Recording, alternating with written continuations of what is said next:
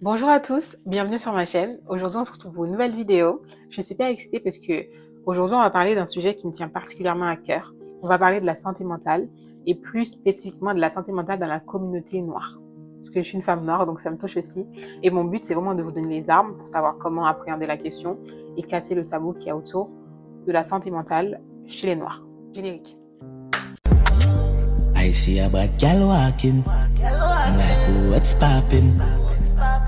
What's poppin'? Is a bad man calling up? I see a bad gal walking. Donc la question qui se pose, c'est pourquoi c'est un sujet important, pourquoi c'est important d'en parler, pourquoi il faut parler de la santé mentale des personnes noires, du coup.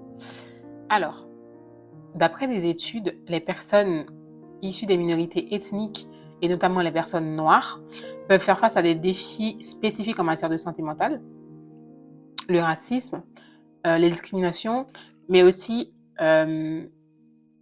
l'héritage douloureux laissé par la colonisation et l'esclavage laisse des traces qui affectent encore notre façon de voir la santé mentale.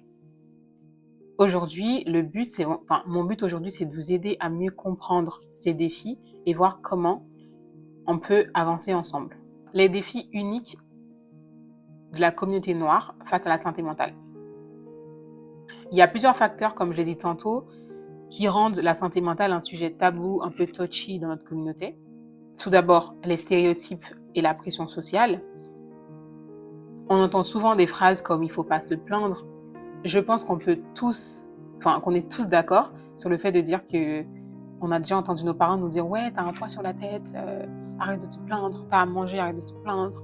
Il y a des enfants qui meurent, tu ne parles pas de dépression. Enfin, en tout cas pour ma part, mon expérience personnelle, la dépression c'est pas un sujet, que je pourrais aborder avec mes parents par exemple. Pourtant, je souffre de dépression depuis plusieurs années. J'ai de l'anxiété sociale aussi. Et j'ai plein d'autres choses. Bon là, on parle pas de moi, je parle de manière globale. Mais pour la petite histoire, c'est vrai que moi j'ai de l'anxiété sociale. Je savais même pas ce que c'était. Je faisais des crises d'angoisse. La première fois que je fais une crise d'angoisse, j'étais au lycée, j'étais en seconde. Je savais pas ce que c'était. Je pensais juste que c'était un malaise.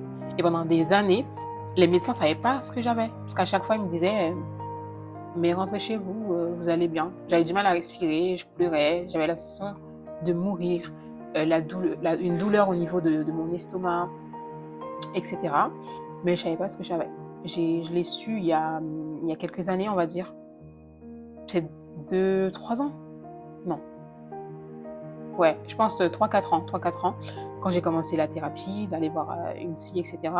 C'est là que j'ai commencé en fait à parler, à mettre des mots sur les choses que je traversais. Et le diagnostic est tombé, c'était de l'anxiété, plus précisément de l'anxiété sociale. Bon, les médecins appellent ça un trouble anxieux, mais voilà. Bref, assez parlé de moi.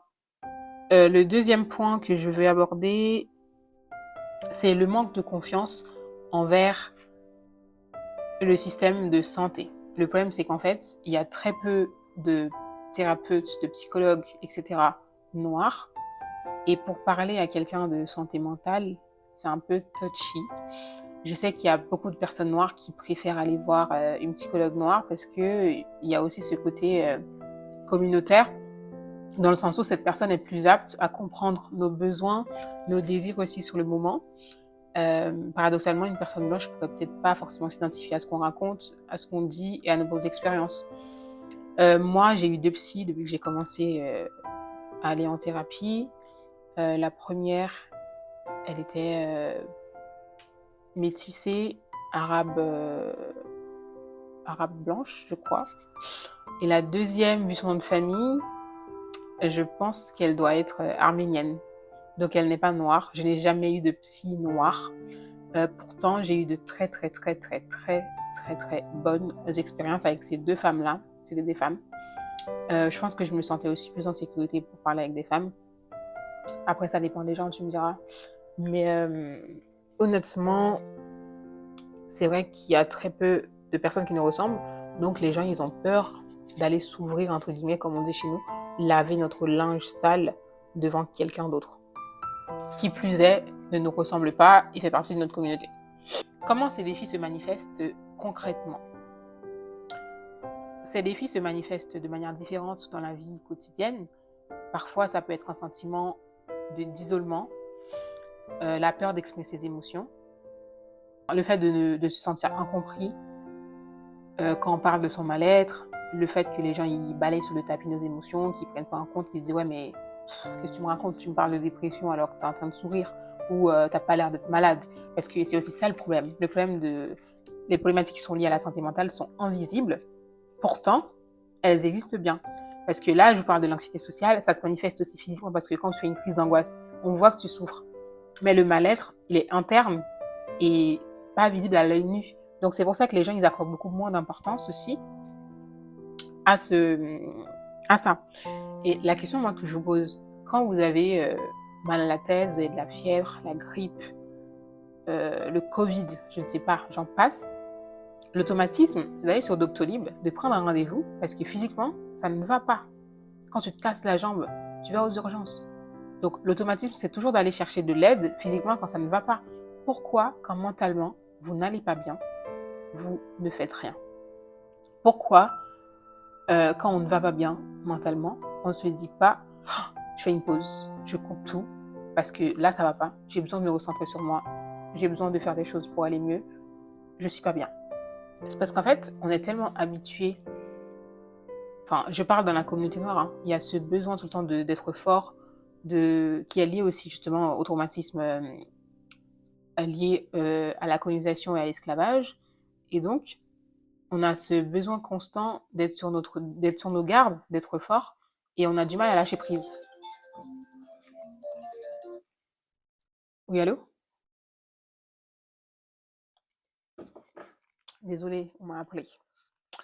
Donc, en fait, tout ça pour dire que dans notre communauté, il y a aussi un double standard, un peu une sorte de double peine, parce que, enfin, à la fois, on porte nos souffrances qui sont liées aux problèmes de santé mentale, mais en même temps, on a aussi cette peur d'être jugé ou incompris par les autres. Alors maintenant, on va parler de comment reconnaître les signes de détresse mentale. Il est super important de savoir reconnaître les signes de détresse mentale. La dépression, l'anxiété, les troubles du sommeil ou même des changements brusques d'humeur sont des choses qui sont révélateurs et pouvant indiquer que quelque chose ne va pas. C'est ok. C'est ok de ne pas toujours être fort et c'est ok d'avoir des moments de vulnérabilité où ça ne va pas. Et reconnaître ces signes-là, mettre des mots dessus, c'est déjà un pas vers la guérison. Enfin, la question que je me pose et que je vous pose aussi à vous, comment est-ce qu'on peut briser le tabou autour de la santé mentale dans notre communauté? Tout d'abord, il faut déstigmatiser la santé mentale. La santé mentale est tout aussi importante que la santé physique. Comme je vous l'ai dit, quand on a mal, on se soigne physiquement. Mentalement aussi, c'est la même chose. Et quand on souffre mentalement, ce n'est pas un signe de faiblesse. Vous n'êtes pas seul. Ça touche plein de monde et on est tous isolés dans notre coin parce qu'on a peur d'en parler, on en a honte. Mais si on s'en parle entre nous, en tant que groupe, en tant que communauté, je pense qu'on peut peut-être faire avancer les choses. Deuxièmement, il faut chercher de l'aide auprès d'un professionnel de la santé. En France, il y a des thérapeutes, des psychologues, des psychiatres qui comprennent ces enjeux, c'est leur travail. Ces personnes ont fait des études pour ça. Et vous avez aussi des associations en fait qui vous aident. J'ai écrit là, attendez. Vous avez Santé Mentale France, Psychodon, UNAFAM et la Ligue française pour la santé mentale ou même Mosaïque Thérapie qui proposent des services adaptés en fait pour les personnes qui souffrent. Et aujourd'hui aussi, il y a beaucoup de thérapeutes qui sont disponibles en ligne sur Livy, sur Medadom, sur plein d'autres sites qui peuvent vous aider justement à trouver un thérapeute en ligne. Parce que je sais que des fois, se déplacer, c'est difficile.